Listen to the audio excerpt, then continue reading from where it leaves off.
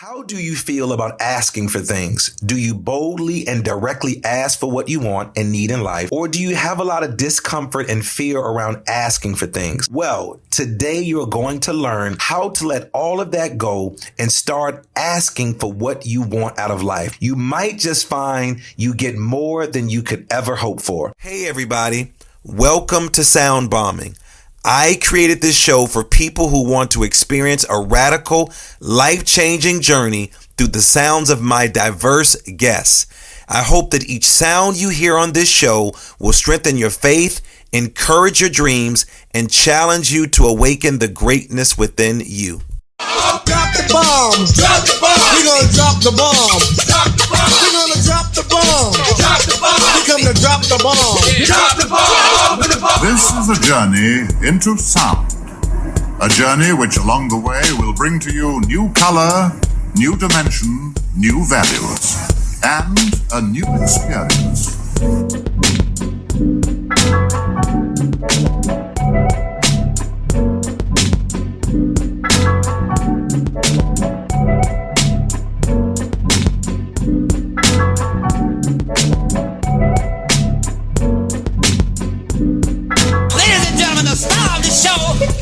Lamar Darnell Shields.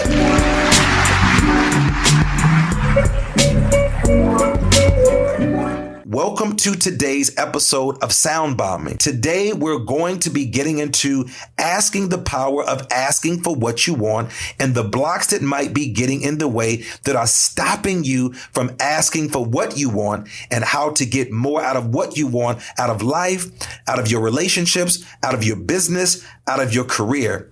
I mean, so much comes to asking. So today, we're really going to help you break through some obstacles, some challenges that are holding you back so you can get out there to be a badass in any area that matters to you. And I have someone sitting across from me in the bomb shelter, eager to share his story about getting what you want out of life. My man, Bobby Audley. Bobby Audley is a nationally recognized team culture and leadership development speaker and facilitator, a did you hear that? 2 times TEDx speaker. They've only asked me one time, and the host of 50 Cups of Coffee podcast, where he's interviewed professional athletes, coaches, and Fortune 500 executives on creating cultures of connection within the teams and organization. Bobby has trained some of the best teams in the world at organizations such as the University of North Carolina, the University of Maryland, and M&T Bank. Bobby spent 3 years as the founder of Outside the Zone, a leadership training company, before joining the Pinot Training Group in 2015. The Pinot Training Group served over 80,000 people in 2019 and has been honored with several Speaker of the Year and Agency of the Awards in 14 years and over 700 teams served. Bobby and his team believes organizations do not need more information, do not need more best practices. We need genuine hosts, authentic and invested relationships. We need more connection. And brother, I am so excited that I'm connected to you. Welcome to the Bomb Studio, brother. How are you? I am great, Lamar. Thank you for having me in the studio. Thank you for that wonderful introduction.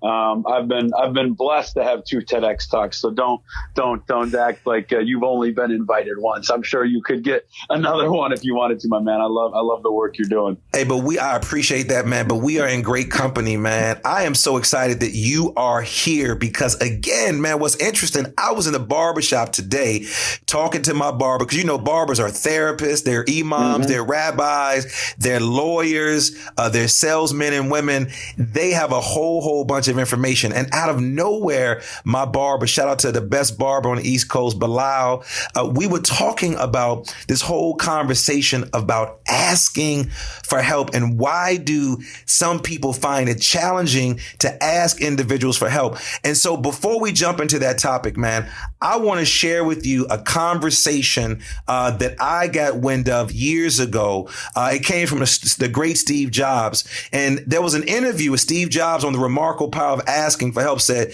to achieve your greatest goals, sometimes all you have to do is ask. So, Bobby, I want you to check out this interview that Steve Jobs did back in the day. And I want you to then respond to what he's talking about as he's talking about asking for help. I've actually always found something to be very true, which is most people don't get those experiences because they never ask.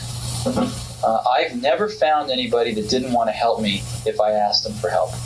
I always call them up. I called up, this will date me, but I called up Bill Hewlett when I was 12 years old, and he lived in Palo Alto. His number was still in the phone book.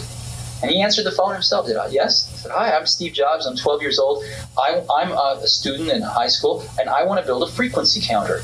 And I was wondering if you had any spare parts I could have. And he laughed, and he gave me the spare parts to build this frequency counter, and he gave me a job that summer in Hewlett-Packard, working on the assembly line, putting nuts and bolts together on frequency counters. He got me a job in the place that built them. And I was in heaven. And I've never found anyone who said no or hung up the phone when I called. I just asked. And when people ask me, I try to be as responsive, to pay that debt of gratitude back. Most people never pick up the phone and call. Most people never ask. And that's what separates sometimes the people that do things from the people that just dream about them. You gotta act. And you've got to be willing to fail. You've got to be willing to crash and burn. With people on the phone, with starting a company, with whatever. If you're afraid of failing, you won't get very far. So, Bobby, that was a great Steve Jobs. We know Steve Jobs worked with Apple. Did you hear him? He said he was 12 years old. He called Bill Hewlett. Now, some people probably know who Bill Hewlett is, but we're talking about HP, Bill Hewlett. What's your response to what Steve Jobs said about asking for help? I think that's fantastic. I haven't heard that interview in years. I remember hearing that a long time ago, and I'm glad you brought it up, Lamar, because it is right in line with my podcast and the work I'm doing right now. And it answers the question that I get from a lot of people, which is this sense of, like you said, asking for help or asking for a connection or asking to meet up or asking for advice. So many people feel that maybe it's vulnerability, maybe it's a sense of not feeling worthy to do so, or I think a lot of people will say it almost looks poorly on you if you're asking for that help or asking for those parts or those pieces. But what I've come to always believe, number one, I always ask myself, what's the worst that's going to happen? In that situation with Steve Jobs, he's 12 years old, he's calling up Hewlett, and it's what's the worst that's going to happen? Maybe he doesn't answer the phone. Maybe he says no. Maybe he laughs at you and says no. That's the worst that's going to happen. And so everything other than that is gravy. And so why not give it a shot? And then the other thing I've come to really believe is that it's impressive to ask for help. It actually shows confidence that this 12-year-old kid can call and say, this is what I'm looking for. And he's done his research to a degree because he's calling the right person. He's showing he's got an expertise. He's not calling and saying, can I have a job because you're successful? He's calling and saying, I want to build my own, whatever it was. And so Hewlett might look back and say, that's an impressive young kid who is building that thing. And I just continue to find that when you're asking for help in a very specific way to the right person, it's impressive to people more than anything else. So it does lead to those kinds of opportunities. And if he's a 12-year-old that's willing to call Hewlett, I'm sure there's other stories that he has where they didn't pick up the phone or he got a no. And I've read the biography that was done about Steve Jobs shortly after he passed away. And there's tons of stories in there of him not getting what he asks for, but the consistency is that he keeps asking. I just want, at 12 years old, man, I don't know what you were doing, but in Chicago, 12 years old, I know I was not, first of all, calling, I didn't even know who HP was. Let's start right there. Maybe I would call. I didn't know there was a name behind Maybe it. I would have called like Mr. Atari. Could you imagine at 12 years old, like, Mr. Atari, can you show me how to beat this game? But again, 12 years old, not only did Hewlett readily agree to Steve's request, but he offered him a summer job at his company assembling frequency counters, which said that at a very young age, Steve Jobs figured out there's a way to get to places, and not just by my own pedigree and the information I have, but having people as resources resources. And I think a lot of times when we want support, we think we want the financial resources. But this is a great example that, yeah, this guy is very wealthy, but the fact that his number was in the phone book is also funny. But then the fact that he was able to then get a job, but then also get the parts. But I like how you said, but in Steve Jobs, and we don't want to stick a lot of time on Steve Jobs, but you also said there were a lot of people that didn't give him the things, but you said the word that I really, really appreciate. You said he was very consistent. Let's talk about that, man. Let's talk about that word consistency and how has that been helpful for the work that you've been doing around the 50 Cups of Coffee Challenge. We're going to talk about that shortly. Yeah, consistency is the name of the game. I think that is, one of my goals with the podcast is to kind of dispel this belief that we see, and social media, I think, is fantastic. It is putting out a lot of good stuff. I think we've kind of taken almost back, I have at least, individually, you can take back control of your own social media. If you think it's too negative, it's because you're liking and commenting on and scrolling past negative stuff.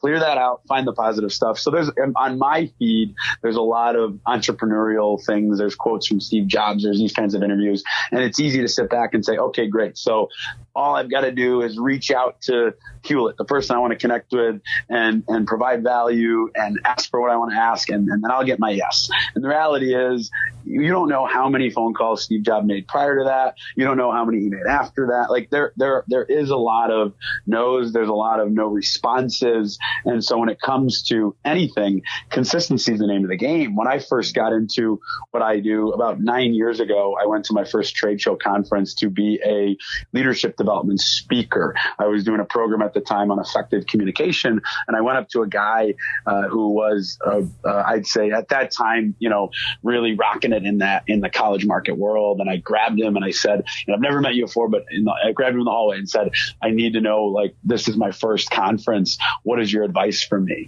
And he said, my advice for you is to show up for year 2, because so many speakers, comedians, musicians, you name it, come through these trade shows selling to colleges, and they have a bad first conference and they never show up again. I got no events from that first conference, paid, stayed in a hotel, traveled, got nothing from it, and showed up for year 2, year 3, year 4, year 5. And the consistency is what made the difference. My podcast I'm launching, you know this, Lamar, you've got a successful podcast. I talked with an individual who is a podcast producer to hear his advice, and he said that the average, these are his numbers, so I don't know where he got them from, but he said the average podcast that launches doesn't go beyond 6 episodes, because after 6 episodes, either it's not getting traction, or the person putting it out gets bored with it, or they're not getting the immediate results that they want. And I've never done anything in life that didn't take a long, long time before it started to receive traction. I mean, the 50 Cups of Coffee, I did that TEDx talk back in 2016. I'm launching the podcast now because it takes that, like, the idea and the process and building up a list of great guests, all that stuff takes just consistently beating the same drum. So let's talk about this, because I take it that you like coffee. Do you have a favorite coffee? Let's start. I do like coffee. So we're both. Because I'm a tea drinker. I'm a tea drinker. Maybe mine should be called 50 Cups of Tea. That's probably, it's a little less caffeine, so maybe that would serve me well. But here we're both in Maryland. I love Rise Up Coffee. So you like coffee? I love coffee, and Rise Up. I used to live in Salisbury. Rise Up is based, I think their headquarters are in Easton, based on the Eastern Shore. They got one now in Annapolis, but I love them. And yeah, when I travel, I think I've been in 38 states at this rate, and I always love finding like a cool local coffee shop, not just for the coffee, but the vibe, the space. I love it. It definitely is a passion. So of course we're talking about coffee, but this conversation really, really is not just about 50 cups of coffee. I remember reading an article in Inc. magazine called How 50 Cups of Coffee Can Change Your Life. And then all of a sudden I see your TED Talk, and then I read your article, and I'm like, this dude must really like coffee, or he just really like hanging around coffee shop. Explain to our listeners what this whole concept of 50 cups of coffee means in that challenge, and what it's been doing for you, for your career, and even the people that's in your circle.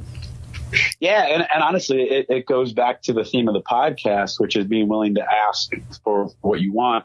And for me, like I said, my first conference back in the day when I started speaking, I grabbed a guy in the hallway who became a mentor to me and just asked him for his advice. And even at these conferences, I would always ask people to sit down and chat. And at the time, it always became, especially at these trade shows, they're long hours, long days, you're tired. An easy break is usually a coffee break. Whether you're having coffee or not is irrelevant. Maybe you have tea, maybe you have water, but there's usually a Starbucks or something like that in the lobby of the hotel.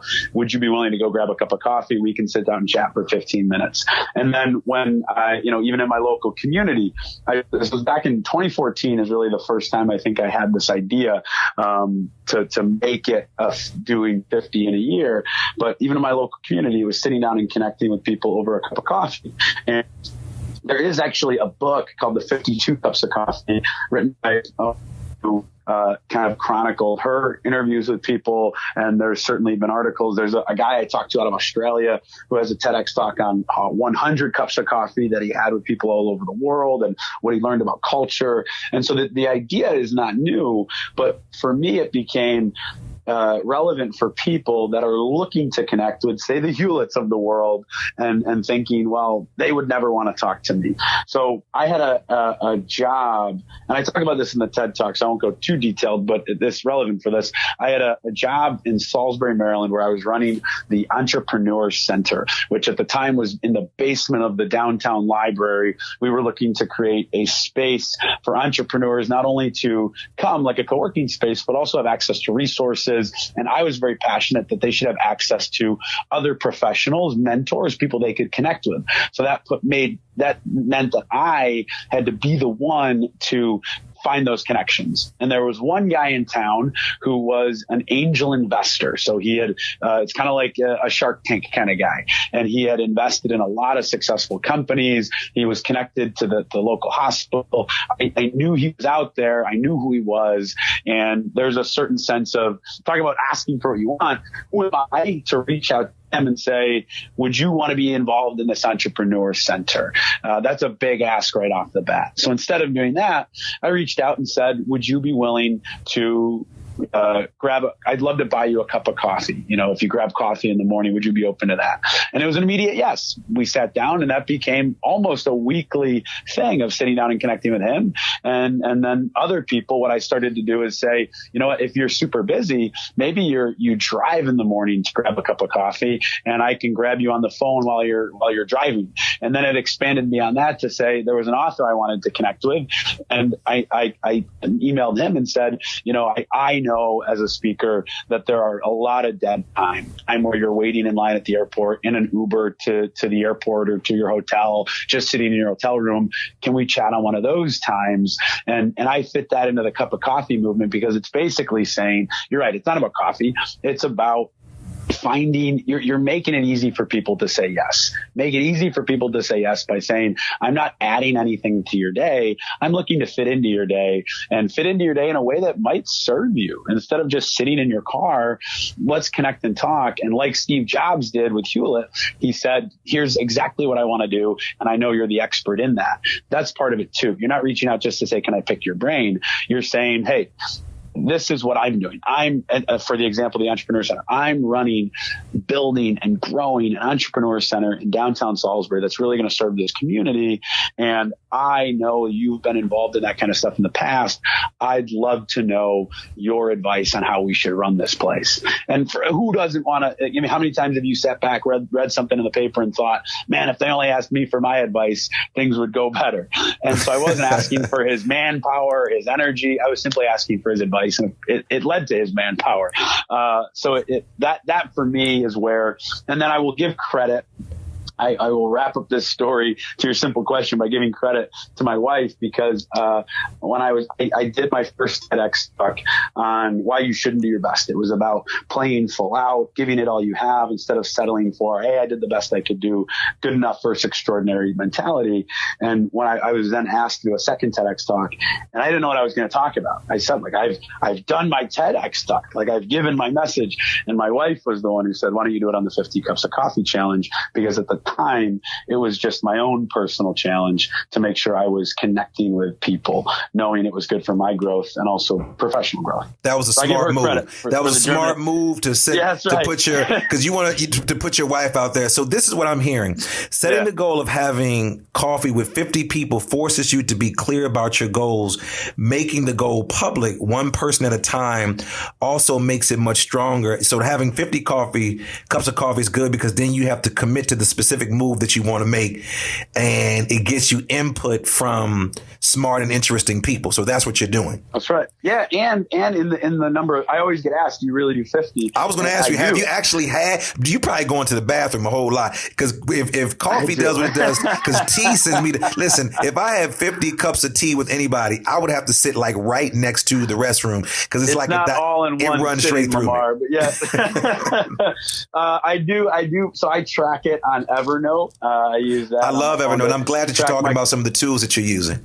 Yeah. So I track it on Evernote to keep my I won't do it in the moment. Sometimes I will, but afterward I'll just kind of take down some notes of what I'm talking about. But I will say this too. They're not all. So I include, the whole point is connection. The whole point is that I think we are just getting away from just deep conversation. The podcast, these interviews are almost an hour and a half long, which is kind of, going against the grain in terms of personal development podcasts. But for me, it really is about having a deep conversation. And so a lot of times, I will include, if I sit down and have a cup of coffee or a meal with my brother one-on-one, and we're just talking about life, I include that because that is creating a deeper connection with him than I would have otherwise. I'm a big believer in small groups. I'm a big believer in one-on-one conversations, it's kind of like date night with your spouse. Yes, it's great to go out with your kids, but having even 30 minutes to just one-on-one talk with that individual deepens the relationship. So people always ask me, do I really get to 50? And it's absolutely, you don't have to challenge yourself to find 50 people that are difficult to reach out to. I think they're your kind of those people that break it up 3 different groups. You have those that you want to learn from, those that you simply want to connect with, and those that you can mentor. And so if you're having a conversation with someone where you're the one that they ask to coffee and you're the one providing the advice, that's 50 cups of coffee for you as well, because when you teach, you learn. So that's included. So you've mentioned this word twice, deep conversation. So what is the key to a great and/or deep conversation? For me, the key is curiosity. Be curious, be interested in what the person's talking about, actively listen. I think a lot of times I do it myself too. So we do an activity. I work with Ryan Pinot, which is with Pinot Training Group, and he and I do an activity in a lot of our workshops called Life Story, where you sit from a partner, typically someone you've never met before, and we ask you to sit with some sort of physical contact. So toes touching, knees touching, if you're comfortable, if you're able, and I would give, say, person A, say, Lamar, you're person A, I'm person B. Lamar being person A, you have 3 minutes to tell me your life story, and I just listen. I don't interrupt. I don't add my 2 cents. I don't ask a question. I just listen. At the end of 3 minutes, then I get a chance to go and you just listen. At the end of that, then we get about 5-6 minutes to just connect and talk. And what's amazing is that becomes such a powerful activity for so many people, because so many of us are constant interrupters. When someone's talking, we're thinking of the next question we want to ask. We're asking a question that certainly maybe is engaging, but it takes the person talking off track into a different direction instead of just letting someone talk. So I think letting people just talk is important. But then the second thing is make sure you're actually listening to them when they're talking. Because how many of you us have ever, someone's talking and we're looking down at our phone, or our brain is thinking of something else, or we're off on a tangent, and it's totally normal. It's not bad, but we need to take back control of that to be curious. And the other side of being curious is, if you are interested in something, if Steve Jobs is interested in whatever that thing he was making is, then know everything about that thing. Don't go into a conversation with a guy like Hewlett. And now he was 12 years old, so maybe we give him a break. But don't go into it not knowing everything all that you can find already, especially with the internet today.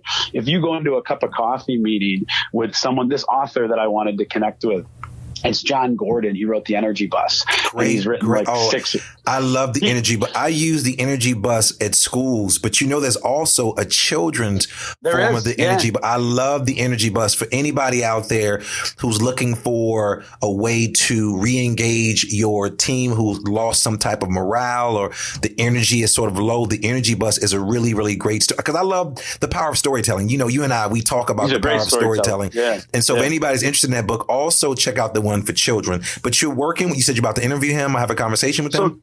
So my point is, when I reached out to John Gordon and to him, and it was at the time I was working primarily with college market groups like orientation leaders, resident assistants, student leaders in that sense. And I still do that work, but I wanted to work with athletes and I hadn't found a way to crack into athletics. And he had been working with a lot of athletic teams. So that was my question I had for him. But before I reached out to him, I've read almost every single one of his books. I haven't read every single one, but I've read the ones that stood out to me, the ones that I was interested in. I'd say maybe 5 of them. And I've watched a lot of his videos on YouTube. I've looked up everything online. I'm in the same space of building positive energy team cultures. So when I went into that, I had already done my research. So he and I are going to have a good, deep, good conversation instead of going into it having never read his book. And that, at that rate, you're wasting his time, because if you're asking questions that are answered by a quick Google search or answered by reading his book, then it's a waste of time conversation. So again, my 2 pieces for deep conversation are be curious and know what you're talking about going into something. That doesn't mean you have to be the expert, but be prepared for the conversation so that it's a good use of everyone's time. So you mentioned the Pinot Training Group, and I know you are a national trainer, traveling all over the country doing this work around leadership, around personal development, around being an authentic individual. How can you or how can we help organizations create a culture, or what is the strategy? Let me do this. What is a good strategy to help an organization to create a culture where asking for help is encouraged? That's a good question. Well, I think it comes from, it starts from the top down. It really does. When it comes from people being willing to ask for help, people willing to ask for what they need. And we talk a lot about with groups about core values. When we talk about core values, we say, we're not just going to come in and do some exercise where we identify core values, they put on the wall and a really nice poster, but they're not actually lived. We need to actually live and feel and believe these core values. That's the number one question when I work with a team or organization. If I walk in the room and they have core values on the wall, first, before I even say hi, before I say my name, I've done this a few times where you walk in and they're right there. I point at them and I say, what are those? And it says core values at the top. And so they look at me like I'm an idiot. And they say, well, there are core values. And I go, are they? Or do you live these, or do they just live on the wall?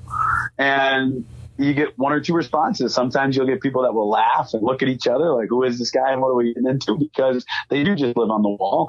Or they'll say, oh, we live them. We believe them. And then I know that that's the culture of the organization, because they're either on the wall or they lived in reality. So when it comes for asking for help, if we were to sit down and do a workshop and say, what are your core values? I can't think of a manager, a CEO, a coach in the world that would say, I don't want people asking for help. They would put that as the core value, but then say, how do you create space so that people can do that? I work with UNC Volleyball. Their coach has a requirement that you must meet with him every 2 weeks for at least 5 minutes. That's it. 5 minutes is the only requirement. If the 5-minute meeting is, hey, I'm here because I'm supposed to be here, but I have nothing to talk about, great. That's it. If it extends to an hour, then great. We got something to talk about. What that creates is genuinely an open door policy. It's not just a boss saying, hey, my door's always open. It's a boss saying, my door's always open and I'm going to require you to walk in it at least once every 2 weeks. And I want to hear your thoughts. I want to hear your feedback. And if you hear people asking for help and asking questions, respond to it. Do something about it. Take action. Because if you just keep hearing the questions and you take them down, you put them in the parking lot on your Post-it wall or on your whiteboard wall, but you don't do anything with it, now you're going to create cynicism and bitterness and a sense that, okay, we've got all the right words, but we don't do anything with it. So genuinely creating space for people to ask questions and taking action on something, doing something with it, because people will see through the BS if you just, you hear the right words, but you don't do anything with it. And people don't like rejection.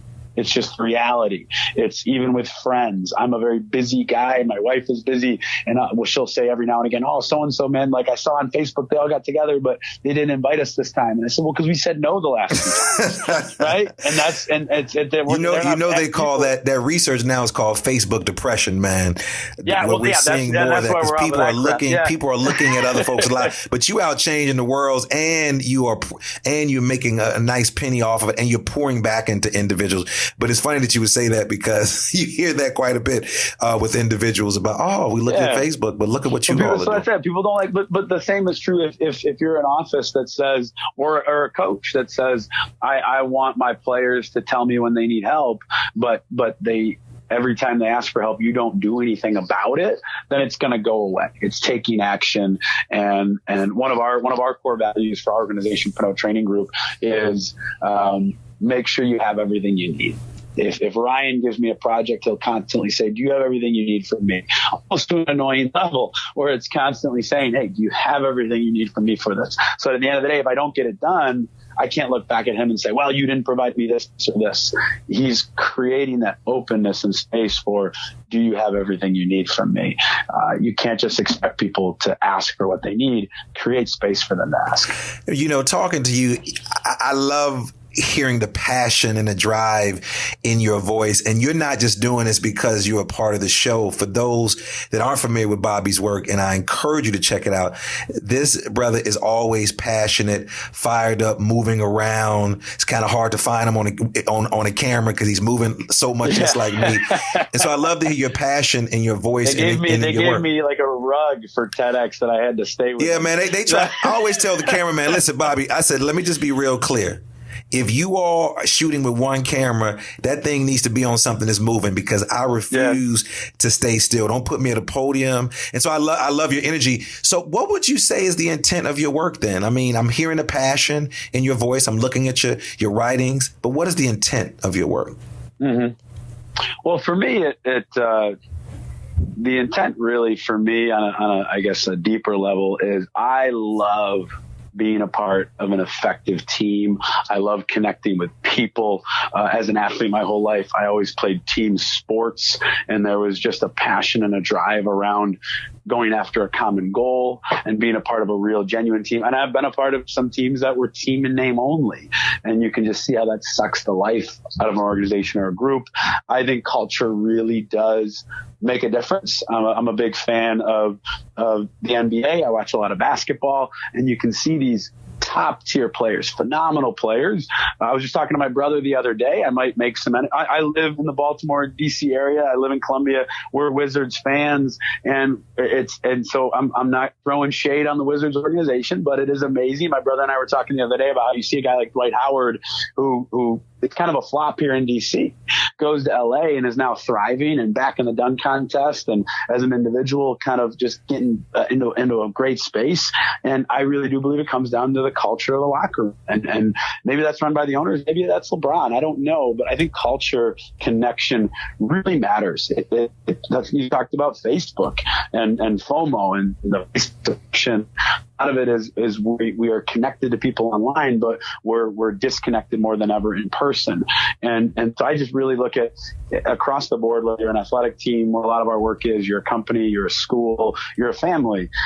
Culture and connection is what allows individuals to really step into their peak performance. And my work over the last 10 years has been focused on that idea of what you're focused on. How can people really thrive and do their best? And I have just come to believe that it's the power of who you surround yourself with and the culture that is created. So it's just, I don't know if I've always been this way. I don't know if I'm just was born being passionate about it. It's definitely a natural tendency, but I've also in doing this work for almost 10 years, I should say, it really has, for me, I just have come to believe that culture and connection is the difference maker in all of this stuff. Well, with all the people that you've been sitting down with and that you're going to continue to sit down with your movement of the 50 cup coffee challenge, what is a lesson that you've learned from yourself, or just a lesson that stood out to you from maybe one of the men or women that you sat down with drinking coffee with? Yeah, I'll give you 3 really cool lessons that I've pulled away doing this podcast so far. So number 1, on your point of asking for things, I decided to do this podcast back in October and bought the equipment, was doing the research on how to make it happen, and read a number of articles on how to do it successfully, and saw that you should have 5 interviews in the tank ready to go by the time you launch, just to give yourself a cushion in terms of maybe guests cancel or technology doesn't work, whatever. So I reached out to 10 people, and I wanted to have 5 of those 10. I was hoping to have 5 interviews done by the end of the year, thinking I'm not going to get all 10. Well, by the end of 2019, I had 15 interviews done, because not only had all 10 said yes, but on top of that, other people had reached out showing interest in wanting to be on the podcast, or I bumped into them and asked them. One of the interviews was at the soccer convention in Baltimore. I saw a coach I hadn't seen in years and said, "You got time to sit down?" And he did. So number 1 lesson is, going back to that ask for things, is just be willing to ask, put yourself out there. And I do believe I'm hearing a lot of stories doing this work now of people saying the same thing. It's amazing how many people say yes. The second thing I learned is my first interview was with Harry Swain, who was the director of player development for the Ravens when they won their Super Bowl back in 2012. He played for the Ravens. This man has won 4 Super Bowls as a player and then as an executive. And I said to him, and then he was a part of 2 other Super Bowl teams that lost. And so he's been a part of 6 Super Bowls. So I said, 15 years in the NFL, I said, "Harry, are you the luckiest football player in the world, or is there something consistent about these teams that you were on? Is there something consistent about you and how you show up?" And he said every team he was on that went to the Super Bowl, so even the ones that lost, they still made it to the Super Bowl. Every team that he was on that went to the Super Bowl had a core group of 6 or 7 guys. And you're talking about a team of 50 people, core group of 6 or 7 guys that led the culture, that really set the tone of, this is how we're going to do things here. And that's all it took for everybody else to fall in line. And they weren't always the best players on the field. They were just individuals that set the tone. And so I think that is a huge lesson that I've seen play out time and time again, of it takes 10%, or less than that in this case, to just say, we're going to shift and change things, and we're going to stand by that reality of how we do things. And last thing I've learned from these so far is I interviewed, as I said, Joe Stagula is the head volleyball coach for University of North Carolina, Chapel Hill. And I said to him at the end of the interview, he's been there for 20, 30 years, I think. I go, you are surrounded by top coaches in sports, Ensign Dorrance, Roy Williams, you name it, national champion levels, Bresci. And I said, what have you learned from being in these folks' energy? And he said he's learned to not try to be anybody but himself. Because if he tries to be Ensign Dorrance, it's not going to work. If he tries to be Roy Williams, it's not going to work. Pull what you can from those individuals, learn what you can from those folks, and do it in your way. Do not try to be someone else. Learn and grow and implement in a way that only you can implement, because you're not replicable and neither are they. And those are just those 3 things. Having done, I think, 15 interviews at this rate, those 3 things have really stood out to me. Bobby, how can our listeners get in contact with you?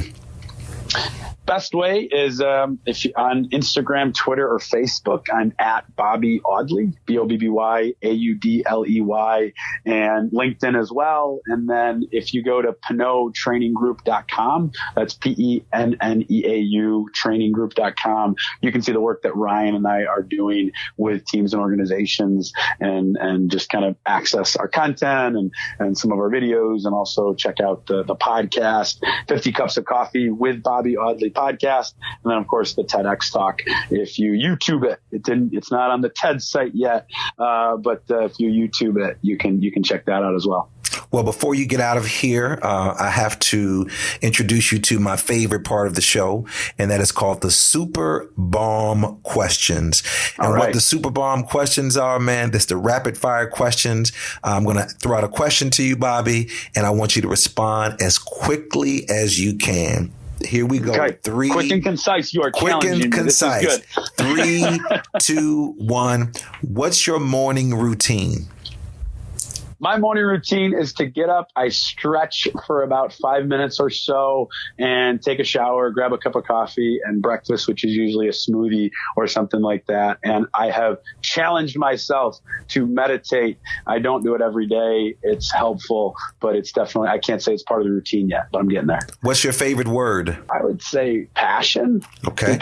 Passion. That's my answer. Yeah. What dead person would you most like to meet or get advice from? John Wood. What's your superpower? What is my superpower? My superpower is conversation. What's your spirit animal? My spirit animal. I'm not a dog person, but I'd say dogs because I think I'm pretty friendly. All right. If you were in the Mr. America talent competition, what would your talent be? My talent would be talking. That is all I can do. Whether it's maybe I'd give a speech or something like that. So what is the best book that you've given as a gift and why? The book that I always give as a gift is Wooden. It's I know he's got a couple books, but it's Wooden, A Lifetime of Observations and Reflections on and Off the Court by Coach John Wooden. And the reason why is because it's clear, concise, and honest. He's got a bunch of little just kind of I think beautiful life lessons and things that he taught his players over the years. Well, Bobby Audley, man, I thank you. I wish you much success. I enjoyed spending time with you today. And until we speak again, may you have the courage to be who you are and to know on a deep level that you are awesome. I would also like to thank my producer, Tueri Ganges, and Supremacy for our theme music, and all of you for listening. And as always, believe that something wonderful is about to happen and that some people miss the message because they're too busy looking for the mess. Thanks for tuning in, and do something for someone other than yourself today. You've been listening to Sound Bombing. Here's a bonus track from today's show. Here are a handful of things that can get the response that you might be looking for. Be assertive. There's something about combining confidence with control that gets attention. People really respond positively to it. You are probably going to be nervous asking, but that's normal. Relax as best as you can and be confident. If you ask in an assertive, polite way, you're more likely to get what you want. Know what you want. The more specific a request you make, the easier it will be for both you and the person you're asking. If you appear indecisive and unsure in what you want, your request will come off as weak. Part of success in asking for what you want is showing the person how much you really want it. Show this by being specific in what you want. Plus, being specific is just polite to the person you're asking in case they have to work around your request. Be flexible. Being flexible.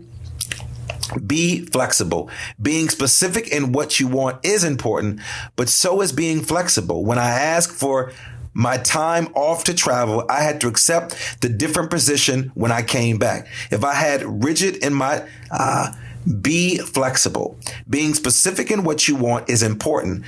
So be flexible. Being specific in what you want is important, but so is being flexible. When I asked for time off to travel, I had to accept the different position when I came back. If I had been rigid in my demands, I wouldn't have succeeded. It wasn't ideal for me, but it was acceptable in order to get what I wanted. If you're prepared to compromise, you'll succeed too. Be prepared for a no. Asking for what you want isn't a silver bullet for success. Oftentimes, you'll receive a no, and you have to be prepared for that. People want to help you. Before you ask for what you want, realize that people want to help you. It is rare for someone to respond negatively to a well thought out, polite request. Most people get a good feeling by helping another person out. Plus, they'll probably remember a time when they were in a similar position. If you keep this in mind, you'll be more confident, and that will get you one step closer to getting that yes. Remember, if you don't ask, you won't receive.